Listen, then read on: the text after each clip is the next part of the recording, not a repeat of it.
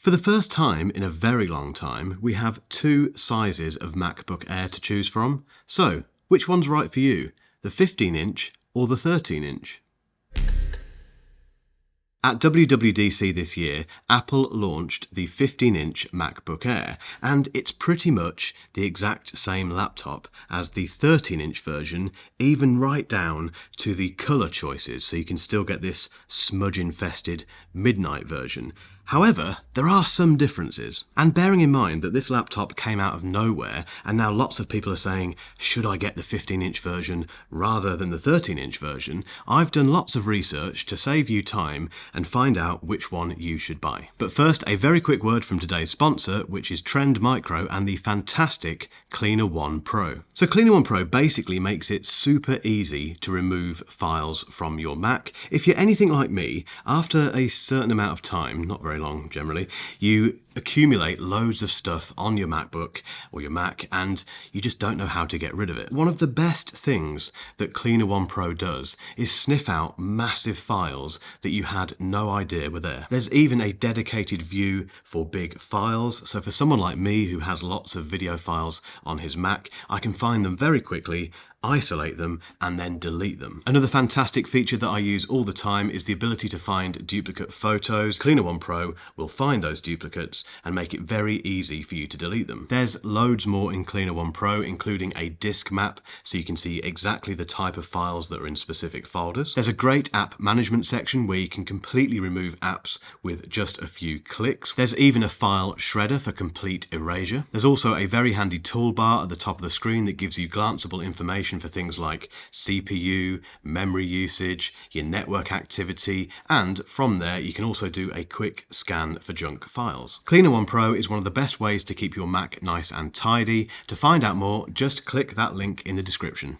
Right, let's start with pricing and specs, and I will have to refer to my notes, I'm afraid, because there are just so many numbers involved, and I can guarantee I'll get one of them wrong and get roasted in the comments. So, the 15-inch MacBook Air starts at £1,399 in the UK. And for that, you get the M2 chip with the 8-core CPU, 10-core GPU, 8GB of unified memory, and 256GB of SSD storage. The 13-inch MacBook Air is £250 cheaper. And as far as processing and storage goes, it features pretty much the exact same M2 chip as this one. The only difference is that in this one, you get an 8-core GPU versus the 10-core GPU in this one. Will you notice that? In everyday usage, no. If you start doing lots of intensive graphical work on it and video editing, possibly, but in that case, you're probably not going to buy the base spec of either of these machines. There are some minor differences between these two machines, which are quite easy to miss, so I've picked them out for you. The 15-inch comes with a dual-port 35-watt USB-C adapter, whereas this one comes with the 30-watt adapter that has just one port. The 15-inch is also 0.6 pounds heavier than this one, and the 15-inch also has 2 extra speakers, bringing the total to 6 versus 4. Everything else is the same. They've both got the same 1080p FaceTime camera. They've got MagSafe charging, 2 Thunderbolt ports, the same screen brightness. Interestingly, Apple quotes the same battery life of 18 hours for these two laptops, even though this one has a slightly bigger battery. Does that matter? Not at all. The battery life on both of these laptops is just game-changing. They both have the same memory options, so you can either have 8, 16 or 24 gig. The same goes for the storage, so you can go from 256 gigabytes right up to 2 terabytes. The biggest difference between these two laptops is that display and obviously the footprint, which I'll come on to in a minute, but first there's something else I just have to talk about. I won't get into the weeds with this because you will fall asleep, but basically the 256 gig M1 MacBook Air has its storage spread across 2 NAND chips. The 256 gig M2 MacBook Air has that storage on 1 NAND chip, and that makes the M2 version a bit slower in certain scenarios. Now, do you notice this in everyday life? No, if you're doing normal computery stuff like I do on these machines, which is email, web surfing, you'll be absolutely fine. The base spec works beautifully. I've ran this business on this machine without any trouble whatsoever. It's only if you dive into very intensive stuff where you'll probably notice that performance deficit. However, if you want to avoid that completely, just get the 512 gig of storage because that has the proper NAND chip configuration. I'm bored of talking about this now, but just know that that same issue applies to the 15-inch as it does to the 13-inch.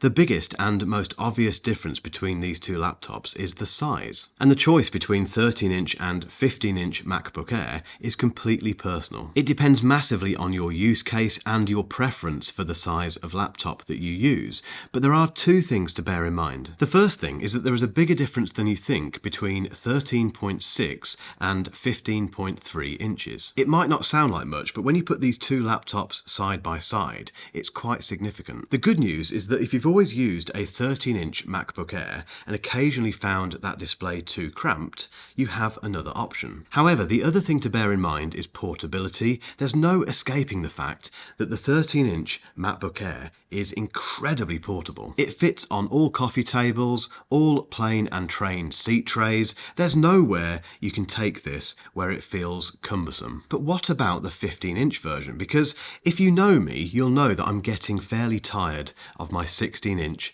MacBook Pro. That thing is just heavy, unwieldy, and too big for all of those scenarios that I've just mentioned. You may therefore think that the 15-inch MacBook Air is similar, but it's not. This thing is still incredibly portable. It's so much thinner and lighter than the MacBook Pro. I've just been traveling with this laptop to America and I barely knew it was there. It was so light in my backpack and I still managed to use it on those same train and plane seat trays. So even though this one is noticeably bigger than this one, it's still incredibly portable. I can't tell you which size of MacBook Air is for you, but what I strongly suggest is going to an Apple store and putting them side by side.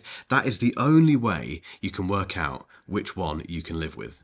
Let's talk about the theoretical owners of these two laptops. Firstly, the 13-inch is an amazing all-rounder. That display is great for having two apps side by side, but like I mentioned earlier, it's small enough to fit pretty much anywhere. That makes the 13-inch MacBook Air perfect for anyone who wants a fast, convenient, massively portable laptop that can do everything. So who would buy the 15-inch version? Well, I think those buyers fall into two categories. The first is people who want to put lots of stuff on the screen at once and for whom 13 inches has always felt a bit cramped. The second is people who just want the biggest display possible, and we see this with iPhones. People buy the iPhone 14 Pro Max because it has a massive display. That may not be for any specific reason, no productivity reasons whatsoever, they just want the biggest phone. And those same people might just want the biggest MacBook Air, which is absolutely fine. I'd love to know which of those two categories you fit into. Let me know in the comments. But the biggest takeaway from this comparison is to go and check them out yourselves in person. Go to an Apple store, put them side by side, and work out which one is for you, because the similarities between these two laptops are just numerous. It's all about that display size and the size of the chassis. So please go and check them out before you make that decision. And if you want to know more about the M2 15-inch MacBook Air, keep watching for a link to my full review that I did a week or so ago in New York City.